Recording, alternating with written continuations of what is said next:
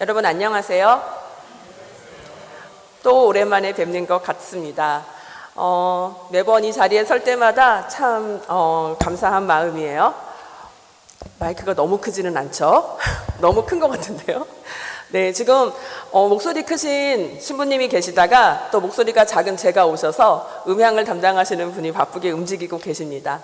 저희 예배에는 참 많은 분들이 준비하시면서 이렇게 이 시간을 함께 하시는 것 같아요. 저희는 어저께 저녁에 잠자리에 들면서 오늘 아침 눈을 뜨면 주님을 만나러 주님의 성전으로 간다, 그렇게 또 기쁘게 하루를 마무리하고 또 주님 은혜 안에서 오늘 아침 이렇게 이 자리에 모이셨을 줄 믿습니다. 네, 가을이 깊어 왔는데 혹시 감기 걸리신 분 계신가요? 네, 마스크를 하신 분들도 많이 계시고 지금 앞에 계시는 김경수 회장님도 감기가 걸리셨고 이렇게 다들 감기 걸려서 이렇게 좀 힘든 시간을 지내는 환절기가 지금 지내고 있죠. 저희들 어려운 중에 있어도 또 마음, 몸 건강하게 또 이렇게 늘 만날 수 있는 이 시간 저희들 기쁘게 기다리고 있습니다. 오늘 저희들 최호용 회장님이 이 자리에 안 계시는데요. 그 최호용 님이 조금 약간 신부전이 있으셔서 혈압이 낮고 맥박이 너무 높아서 조금 시술까지 한 2주가 남으셨는데 그때까지 입원을 하신다고 합니다. 여러분 함께 기도해 주셨으면 좋겠고요. 또 저희들 김호영 님도 이 자리에 늘 나오시는 레지나 님, 또 오늘 이 자리에 못 나오셨어요. 못 나오신 지 꽤나 되셨죠. 사실은 사목단에서도 오랫동안 챙기고 있고 또 미리암회에서도 또 교우부 여러분들도 챙기고 계시는데 지금은 약간 인지장애가 있으셔서 이렇게 가족들과 함께 지내시느라고 오늘 교회에는 자주 못 오고 계십니다. 저희들이 이렇게 한 분 한 분 떠올리면서 기억하면 이 자리에 만나고 싶은 분들이 얼마나 많은지 모르겠어요. 저희들은 늘 그렇게 많은 분들을 마음에 새기며 지내고 있습니다. 또 수능 시험이 얼마 남지 않아서 가족들 다 기도하는 마음으로 지내고 계실 텐데 저희들 주보에 이름 올려서 기도하시는 분들, 또 그렇지 않아도 가족 내에 재수, 삼수 등으로 이름 올리기도 좀 어려워서 저희들이 이름을 기억하지는 않지만 또 그렇게 저희들이 기억하고 싶은 교회 식구들도 챙겨봅니다. 여름에는 그렇게 덥고 힘들게 느껴지더니 어느덧 찬 바람이 부니까 계절이 바뀌어서 또 찬바람이 불면 가난한 사람들이 살기가 어렵겠구나, 또 그렇게 느껴집니다. 저는 그 가을에서 겨울로 넘어가는 이 계절이 되면 신영복 선생님의 옥중 서간에 감옥으로부터의 사색이라는 책이 있는데 이 책에는 여름 감옥살이가 아주 짧게 적혀 있습니다. 없는 사람이 살기는 겨울보다 여름이 낫다고 하지만 교도소의 우리들은 없이 살기는 합니다만 차라리 겨울을 택합니다. 여름 징역은 자기의 바로 옆 사람을 증오하게 한다는 사실 때문입니다. 모로 누워 칼잠을 자야 하는 좁은 잠자리는 옆 사람을 단지 37도의 열 덩어리로만 느끼게 합니다. 겨울에는 오히려 옆에 사람이 있으면 그 사람의 체온을 따뜻하게 느끼는데 여름에는 그 사람이 정말 이렇게 견디기 어려운 정말 뜨거운 그런 존재로 느껴진다는 것이 참 이 짧은 글 안에 느껴져서 저는 이 찬바람이 불기 시작할 때면 가난한 사람들은 얼마나 힘들까 그런 생각이 납니다. 사실 추운 날이 다가오면 예전에는 막 연탄 기부하는 소식도 전해오고 따스한 소식도 많이 전해졌는데 요즘 뉴스를 틀어보면 따스한 소식보다는 더 우리를 더 견고하게 경직되게 하고 또 우리를 이렇게 마음 시리게 하는 소식들도 많아서 참 걱정입니다. 어느 지역의 광부들은 탄강에 들어갈 때 새 중에 카나리아라는 새를 데리고 들어간다고 합니다. 카나리아 새를 아세요? 네, 그 새는 예민한 호흡기를 가지고 있어서 유독 환경을 사람들보다 빨리 알아차리기 때문이라고 하는데요. 그 새가 탄광에 들어갔는데 그 지하에서 기침을 하고 숨 막혀 하면 위험하기 때문에 사람들이 빨리 피난하기 위해서 카나리아 새를 데려간다고 합니다. 어쩌면 이 카나리아는 우리가 사는 이 사회에 가장 가난하고 연약한 사람들을 상징하는지도 모르겠습니다. 지금 살기 힘들다고 이렇게 저희들 귓전에 힘든 사람들의 신음소리가 들리는지는 모르겠지만 그 사람들이, 가난한 사람들이 숨막혀 하고 살기 어려울 때 그 고통을 느끼면 우리는 곧 그 위험이 우리에게도 가까이 온다는 것을 알아차려야 한다고 생각합니다. 오늘 복음서 말씀에는 마르코 12장 38절, 44절, 48절부터 44절 말씀인데요. 율법 학자들을 조심하여라 하는 예수님의 말씀으로 시작됩니다. 마르코 복음은 16장이어서 매우 짧은 복음서인데요. 이미 예수님이 순환 받으실 것을 제자들에게 예고하셨고 또 예루살렘에 입성하셔서 사람들에게 그 예루살렘 성전에서 가르치셨던 가르침들 중에 하나가 오늘의 말씀입니다. 율법 학자들을 조심하여라 했는데 기다란 예복을 걸치고 나다니며 인사받기 좋아하고 높은 자리를 찾고 잔치집에 가면 제일 윗자리에 앉는다. 이 말씀이 오늘 이렇게 예복을 입으면서 또 긴 옷을 입었는데 정말 이제 사람들이 저에게 묻습니다. 왜 성직자가 되었느냐라고 묻습니다. 어린 시절 예배에 이렇게 드리는 신부님의 모습이 참 멋져 보였던 건 사실인데 그 당시만 해도 저는 여자여서 이렇게 남자 신부님들과 저를 이렇게 동일시하기는 어려웠던 것 같아요. 그런데 이제 신부님이 될 전도사님과 연애를 하고 결혼을 하면서 당신은 왜 신부님이 되려고 했어요? 했더니 수원에도 시무하셨던 차인한 신부님이 인천 간석교회에 계실 때 집전을 하시는 그 모습이 참 멋져 보였다고 하더라고요. 그래서 성직자들의 마음 한켠에는 약간 그 거룩함, 멋짐에 대한 동경이 있는 건 사실인 것 같습니다. 사실 저도 이렇게 여자면서 성직자로 살아가는데 오늘의 율법 말씀, 오늘 그 성경 말씀에 율법 학자들을 조심하여라 하는데 저는 그 당시에 살았던 사람은 아니지만 마음 한켠에 제가 동경하고 있는 성직자들의 그런 멋진 모습, 좀 존경받는 모습, 그 모습에 대한 그 집착 같은 것들이 있는 것 같아요. 그렇지만 저는 그 마음을 주님 앞에 내어놓고 좋게 사용하게 해달라고 기도합니다. 엄한 벌을 받고 싶지는 않은 마음은 있는 것 같아요. 그런데 오늘 말씀에는 그 말씀이 끝나고 나서 예수님이 바로 성전을 떠나지 않으시고 헌금계 맞은편에 앉아 계셨다고 합니다. 그러면 그 헌금계가 저희들처럼 이렇게 바구니처럼 생겨서 이렇게 돈을 넣으면 솔직히 동전 넣으면 어떻게 소리가 날지는 모르겠지만 저희는 헌금 봉투에 다 담아서 내니까 동전을 넣었는지 지폐를 넣었는지 그 돈이 많고 적은 건 잘 알지 못하잖아요. 그런데 예수님이 살던 시절의 헌금괴는 약간 요란하게 생겼다고 해요. 나무 괴에 동전을 넣으면 그 동전이 떨어지면서 부딪히는 소리가 댕그랑 댕그랑 댕그랑 그렇게 났다고 합니다. 그러면 그 당시에는 지폐를 사용하지 않으니까 동전을 한 개 넣었는지 여러 개 넣었는지 소리가 요란하면 요란할수록 헌금을 많이 했구나라는 게 티가 나는 거죠. 그래서 그 당시에 부자들이 와서 헌금을 했을 때에는 그냥 예수님이 봐도 많은 돈을 바쳤다라고 알 만큼 성경 기자도 그렇게 기록을 합니다. 그런데 랩돈 2개를 넣은 한 여인이 있었죠. 그 여인은 과부였다라고 쓰여져 있습니다. 그 랩돈 2개는 동전 한 잎의 가치를 가진 아주 초라한 헌금이었으니까 그 동전 2개를 헌금계에 넣었을 때는 땡그랑 땡그랑 그렇게 가난한 소리가 났을 것 같아요. 그 소리가 나는 것도 얼마나 민망하게 동전을 넣었을지 상상이 갑니다. 제가 일본에 지낼 때에는 신사에 가면 일본에서 그 신도는 그 신을 깨워야 한다고 해요. 그래서 가면 요란하게 종을 치고 박수를 2번 치고 돈을 넣고 소원을 말합니다.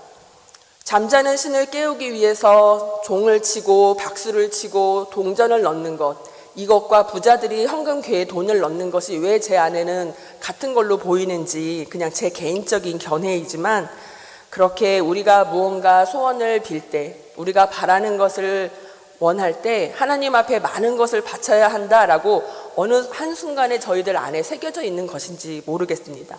그냥 과부의 2잎이 어떤 걸 의미하는지 그냥 가진 모든 것이라고 생각하지만 그래도 우리 중에는 다 부자여서 헌금을 많이 내고 싶다, 그런 기도도 하잖아요. 그러면서 어쩔 때는 또 주님 저 부자 만들어 주시면 11조 많이 내서 주님 영광 드러내게 해주세요 라는 기도도 이렇게 했던 것 같습니다. 그런데 오늘의 그 예수님이 말씀하시는 과부의 생활비를 모두 바친 셈이다 라고 말씀하시는 말씀에 제 마음이 가서 꽂힙니다. 그 생활비라고 번역된 말은 이 지상에서의 생활을 유지하기 위한 재화, 돈이라고도 돈이라고도 할 수 있고요. 동시에 이 지상에서의 생활, 우리의 생애를 가리키는 말이기도 합니다. 그러니까 이 과부가 바쳤던 동전 2개는 자기의 생활비 모두를 바쳐서 이 성전을 나아가서 그 다음엔 어떻게 살았는지 그 과부의 그 뒷이야기는 전해져 있지 않지만 그 여인이 갖고 있는 모든 것을 그 생애를 통해 바쳤다는 걸 의미합니다. 그래서 저희들 그 수요기도 관상기도팀에서 이렇게 복음 묵상을 하고 나누는데 이 여인은 정말 죽음을 각오하고 바쳤을까? 그런 이야기도 나누었습니다. 그 여인은 그 생활비를 모두 바치고 성전에서 나가서 어떻게 됐을까요? 우리는 오늘의 내게 필요한 모든 것을 주님이 주셨다고 믿지만 그래도 내일의 나를 위해서 조금씩 남겨놓습니다. 저도 저금하는 습관이 있는데 저희들은 당연하게 그런 생존 본능 때문에 남겨놓잖아요. 그런데 이 여인은 어떻게 그것들을 다 내려놓았을까? 그런데 오늘 복음 구약 성경에 열왕기 상에는 또 다른 과부가 한 명 등장합니다. 그 과부는 그 사렙다라는 시돈 지방의 사렙다에 살고 있던 과부였는데 엘리야가 아합 왕을 아시나요? 그 엘리야가 활동했던 당시에 아합 왕에게 찾아가서 아합 왕에게 이제 이 지역에는 비가 내리지 않을 것입니다 라고 얘기를 합니다. 그리고 실제로 비가 내리지 않았고 그동안 잠시 피난해서 엘리야는 그 몇 해 동안 비가 내리지 않을 것이라는 예언을 하고 그 그릿 개울에서 개울물을 마시며 까마귀가 날아다 주는 떡과 고기로 살아 지냈다 그렇게 성경 말씀에 있어요. 그리고 그 뒷이야기가 이제 또 그 야훼가 엘리야에게 말해서 시돈 지방 사렙다로 가라. 그러면 그곳에서 내가 너를 먹여줄 사람을 예비해 두었다라는 약속을 받습니다. 그리고 그곳에 가서 땔감을 줍고 있는 한 과부를 만납니다.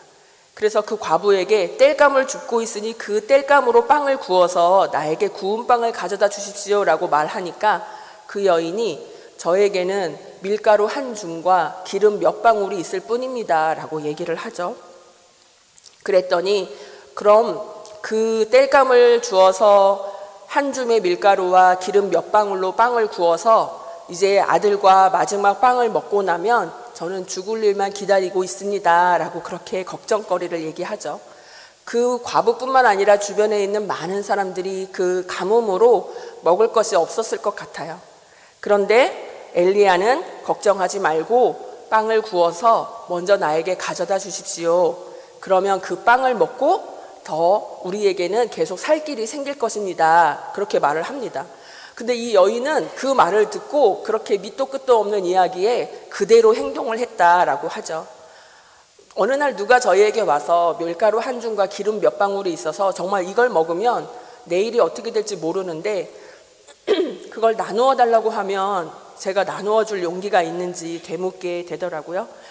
그런데 이 여인은 어차피 이만큼의 빵으로는 아들을 살릴 수도 없고 나도 살 수가 없고 그냥 먹고 앉아서 죽을 일만 기다릴 수밖에 없구나 하는 그 탄식 속에 땔감을 주러 나왔을 것입니다. 이 이야기는 다행히도 그 전후 사정이 다 적혀 있어서 이 마지막 빵을 나누어 먹고 그 여인은 뒤주에 두었던 밀가루와 기름이 마르지 않았다. 그리고 계속 살 수 있었다라는 해피엔딩으로 이어집니다. 이게 저에게 얼마나 큰 희망을 주는지 모르겠습니다. 우리가 얼마나 돈이 많으면 안전하다고 느낄까요? 오늘의 빵을 먹고 내일의 빵, 내가 정말 주님까지 불려갈 그날까지 내가 모든 것을 다 주님이 주셨다 하면서 그 은혜 속에 안심하고 살 수 있을까요? 많은 사람들은 지금 현재의 수입이 한 2배 정도면 괜찮을 것 같다고 느낀다고 합니다. 그런데 정말 2배의 수입이 있으면, 저금이 있으면 내가 외롭지 않고 행복할 수 있을까요? 저는 요즘 하나님의 현존 안에 살아가는 방법을 배우고 있습니다. 그날의 양식은 다 우리가 주의 기도를 할 때마다 오늘 일용할 양식을 주시고 라고 기도하고 그 믿음 안에 살고 싶어서 그렇게 기도를 합니다. 그리고 오늘의 걱정은 그날 하루에 족하다라는 잠언 말씀도 믿고, 그래 뭘 걱정하겠어, 주님이 나를 이렇게 꼭 안고 계시잖아 하면서 그렇게 신앙생활을 합니다. 그래서 그런 신앙생활을 하는데 여러분과 함께여서 얼마나 기쁜지 모르겠습니다. 저희들이 이렇게 가난한 사람들의 이야기를 듣다 보면 그 가난한 것이 참 부끄러울 때도 있지만 성경에는 그 가난한 것이 부끄러운 일이 아니다라고 가르쳐 줍니다. 어느 날 전 재산을 이유 없이 잃어버리는 자연재해를 겪기도 하고, 또 어떤 사람은 질병으로 나았지를 않으니까 살 수가 없어서 가난해지기도 하고, 정말 뜻하지 않은 여러 가지 이유로 가난해집니다. 그런데 가난한 것을 무언가 게으른 것처럼, 자기의 능력이 없는 것처럼 여겨서 부끄러워질 때 우리는 하나님 앞에 묻고 싶습니다. 하나님, 제가 살아갈 힘이 없는데 제가 살아갈 힘은 어디에서 주실 겁니까? 라고 물을 때 저는 이 지상에서 교회가 존재하는 이유가 하나님의 사랑 안에 사는 우리가 그 마지막 빵을 기꺼이 나눴던 가난한 과부의 신앙을 배워서 우리가 가지고 있는 것, 정말 그 까나리아의 시름소리를 듣고 가난한 자들을 향해 우리가 손을 펼칠 때 우리의 교회의 존재의 이유가 있고, 우리가 하나님과 화해하고 또 이웃과 만날 수 있는 그 사랑의 자리로 초대받는 것이라고 생각합니다. 성경에는 많은 가난한 사람들을 위한 법들이 준비되어 있습니다.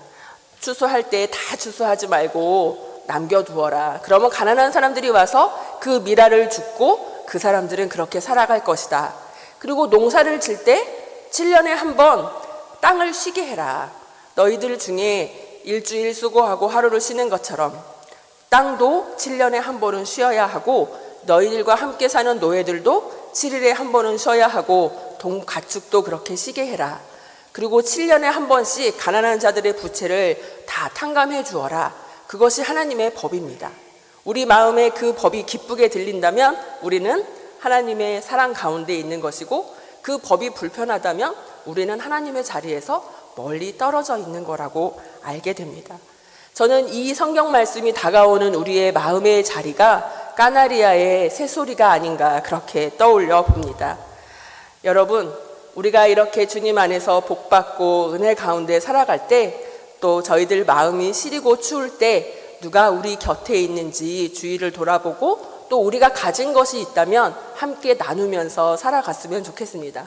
사실 수원교회에는 많은 분들이 나눠주셔서 을라장학금도 있고 필립 기금도 있고, 또 저희들이 가난한 사람들을 위해서 매번 헌금을 하는 그런 좋은 전통이 있습니다. 저희들이 그 자리에 초대받아서 이렇게 신앙 공동체로 한 몸인 것이 얼마나 기쁜지 모르겠습니다. 오늘 저희들이 들은 말씀이 우리를 살리는 말씀이 되고, 그 힘으로 또 일주일 험한 세상에서 잘 살아가시기 바랍니다. 여러분 축복합니다. 성부와 성자와 성령의 이름으로 말씀드립니다.